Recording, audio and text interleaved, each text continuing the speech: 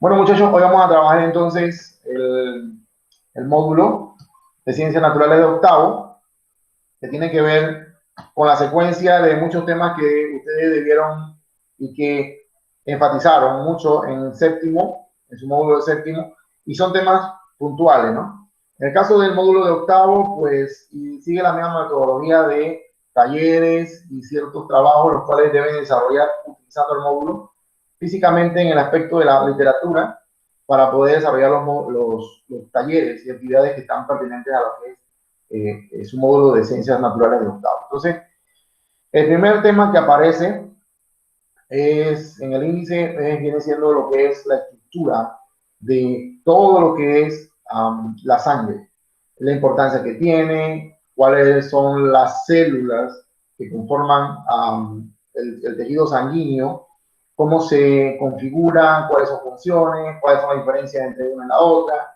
ese tipo de células que nosotros pues tenemos normalmente y que nos ayudan en una actividad como la respiración, como mecanismos de excreción, como defensa, enormemente importante en el mundo en que estamos ahorita con toda esta situación, y todo lo que involucra el sistema inmunológico. Entonces, para el día de hoy vamos a dar una introducción de lo que es la sangre, el primer tema, pero vamos a ver ciertos aspectos importantes de la diferencia de células que usted debe recordar para entender mucho mejor lo que es el tema de tejido sanguíneo. Entonces, para ello vamos a proyectarle un PowerPoint y vamos a hacer una indagación sobre diferentes tipos de aspectos importantes que debemos recordar. Okay. Dentro de la organización celular, ¿sí?, que hay en todos los seres vivos, es importante el hecho de que dentro de las organizaciones celulares, como vemos en este esquema, todos nosotros estamos formados por células, ¿sí? Esa estructura anatómica, estructural y funcional, la cual desarrolla diferentes tipos de funciones en nuestro cuerpo. Entonces, dentro del aspecto del tejido sanguíneo, como tal, existen células. Esas células vienen siendo de un origen, pues, el término células animales, las cuales tienen que ver con funciones que realizan como transporte de oxígeno, en el caso del tejido sanguíneo, que son los glóbulos rojos o eritrocitos. En el caso de defensa, que tiene que ver en el caso de contrarrestar el efecto nocivo de un organismo patógeno, llámese bacteria, virus o cualquier otro patógeno, entonces son los leucocitos o los glóbulos blancos. Pero también entra en función, entonces, lo que son otro tipo de células que están presentes en nuestro tejido sanguíneo, lo que viene siendo las plaquetas. Entonces, para ello tenemos que entender, primero, cómo está estructurado una célula animal. Y para eso, entonces, tenemos este esquema. Okay. Dentro de lo que son las células animales, entonces, cada una de las células que forman nuestro cuerpo está constituida de tres partes principales, ¿sí? Tiene un núcleo, que es la estructura que tengo aquí en el centro. Está lo que es el citoplasma, la membrana celular. Entonces, dentro de lo que es estas estructuras muy importantes, está el hecho de que cada una de ellas, a nivel de lo que es en el citoplasma, hay organelas que tienen que ver con muchas funciones. Por ejemplo, la mitocondria, que tiene que ver con la transformación o obtención de energía para que las células puedan realizar todas las funciones vitales. Tenemos, por ejemplo, una parte importante que es el núcleo de la célula, que es donde se encuentra el ADN, que tiene que ver con las funciones de control, es decir, reproducción de la célula, las actividades que llevan a que las células se puedan replicar o se puedan dividir. Y también entonces contamos con otras estructuras importantes como el flagelo, en algunos es importantísimo porque permiten lo que es la locomoción o la movilidad de las células. Hay estructuras que permiten que las células, a través de lo que es la membrana, salgan sustancias de desecho, ¿verdad? Como en efecto ocurre a nivel de lo que es el tejido sanguíneo. Los glóbulos, pues, y todas las células liberan sustancias de desecho. Y esa es una de las sustancias de desecho que se transporta, pues el dióxido de carbono, ¿verdad? Cada vez que respiramos, estamos ingiriendo lo que es el oxígeno, pero botamos o liberamos lo que es el dióxido de carbono. O sea, todas esas funciones son las que tenemos que ver que se llevan a cabo a nivel celular.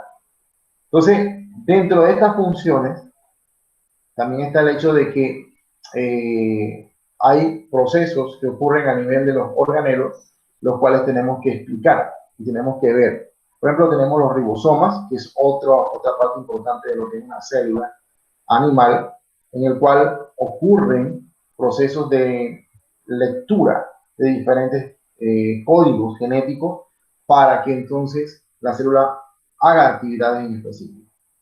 Bueno, eso es una de las funciones que tenemos que recordar basado en lo que es una célula en sí, animal. También está el hecho de que como célula eucariota, ¿verdad? El término eucariota se refiere al hecho de que en el centro o que existe un núcleo verdadero. El núcleo verdadero está basado en el hecho de que las células presentan esta estructura en específico en donde se condensa todo lo que viene siendo su código genético. Entonces, esa organización en forma condensada o estructuradamente se le conoce entonces como a las células que tienen esta estructura en específico o tienen el núcleo condensado, los cromosomas o el ADN en una forma organizada, se le conocen como eucariotas. En el caso de también mencionarlo, pues las células vegetales, pues también son células, obviamente también son eucariotas porque tienen un núcleo definido y tienen esa condensación de el ADN en esa estructura que se llama núcleo. Sin embargo, si nos vamos a otro plano y vemos, por ejemplo, esta otra célula, ¿sí? Esta es una célula procariota. Basado en lo que es el tejido sanguíneo, cuando comencemos a explicarles sobre los leucocitos, o sea, los glóbulos blancos que tienen que ver con la defensa, pues tenemos que ver cómo, o entender un poquito cómo esas células que están en nuestra sangre son capaces de representar todo lo que viene siendo el sistema inmunológico y ser tan importantes como capaces de identificar a esta célula que tenemos aquí en esta imagen, la cual puede ser un organismo pues, patógeno o puede ser un virus, el cual nos va a causar un tipo de daño, ¿verdad? Entonces, la primera célula que yo les mostré ahorita es una célula eucariota. Pero esta célula que les estoy mencionando ahorita, que tengo aquí en esta imagen, es una célula procariota. ¿Cuál es la diferencia entre estas dos células? Bueno, una de las diferencias, si lo enfocamos a nivel de morfología, es que la primera célula que yo les mostré tiene una morfología definida, es decir, la célula animal es más o menos ovalada, la célula vegetal es más o menos cuadrada o rectangular, más o menos, dependiendo del tipo de célula que sea, pero esta célula en particular, pues, afuera de tener un flagelo, muchas de ellas tienen un flagelo mucho más largo en ocasiones que la misma estructura que forma el cuerpo de la estructura principal, pues la morfología siempre va a ser, por ejemplo, en este caso, como una forma de bacilo, o sea, forma alargada o una forma de bastón. Porque las bacterias, esta es una bacteria, pues tienen diferentes tipos de formas de acuerdo a la morfología y la estructura de su cuerpo principal o su forma. Entonces, en general, lo que quiero que entiendan es que esta es una célula procariota. ¿Y por qué se le llama procariota? Bueno, usted nota que aquí sí tiene ciertas estructuras parecidas a las primeras células que les mencioné. Hay algo que se llama ADN aquí, pero que está en una estructura totalmente disuelta en lo que viene siendo el citosol. Y esa es la razón principal por la cual esta célula es procariota, porque no tiene un núcleo definido. No hay esa organización en la cual el ADN esté compacto o esté organizado en una estructura en específico. Entonces, digamos que anda como suelto o disperso a nivel de todo lo que es el citosol.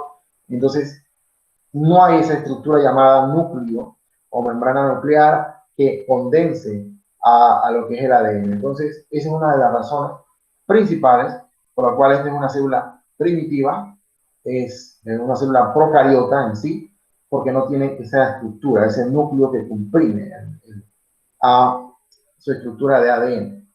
¿Por qué es tan importante tenerlo en cuenta a la hora de explicar el tejido sanguíneo y ver todo lo que viene en la sangre? Bueno, porque actualmente una célula procariota es la responsable de todas las actividades que se están dando a nivel mundial.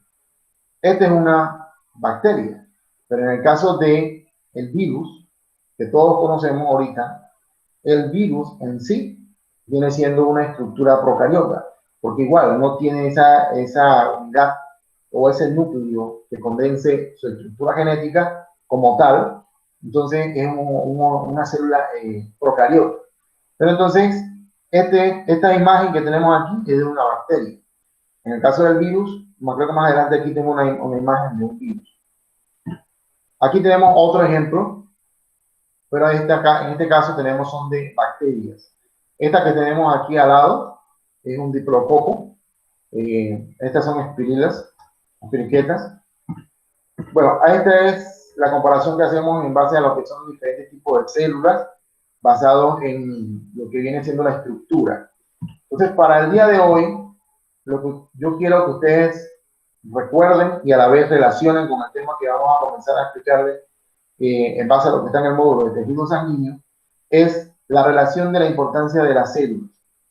¿Sí? Cuando comencemos a hablarle, por ejemplo, de las células animales, en específico, cómo está estructurado lo que es un glóbulo rojo, cómo están los diferentes tipos de morfología de las células a nivel de los glóbulos blancos y las funciones que realizan, usted tenga conocimiento de que la célula animal, que es nuestro cuerpo, tienen una forma más o menos de esta manera y que pues tienen diferentes tipos de partes principales. Tienen un núcleo, tienen un citoplasma, tienen organelas celulares, tienen una membrana plasmática, muy importante, porque tenemos que estudiar diferentes procesos que se hacen a nivel del sistema inmunológico, a nivel de lo que es el tejido sanguíneo, de cómo las células se proyectan, hacen un proceso que se llama fagocitosis, cuando logran identificar algún tipo de patógeno, y cómo ellas logran crear un tipo de anticuerpo, de inmunidad o de antígeno para la defensa, ¿verdad? Y esa defensa queda en nuestro cuerpo. Cómo se logra identificar y cómo se logra que las células logren, basado en lo que es el mecanismo de defensa inmunológico, crear una inmunidad. Y cómo queda en nuestra sangre, por si, digamos, en un futuro usted nuevamente tiene el contacto con esa bacteria o ese virus, ya el cuerpo tiene un mecanismo de defensa previo. Y también tenemos que, bueno, tocar un tema importante que son el efecto de las vacunas, pero eso lo haremos en la próxima clase. Ok.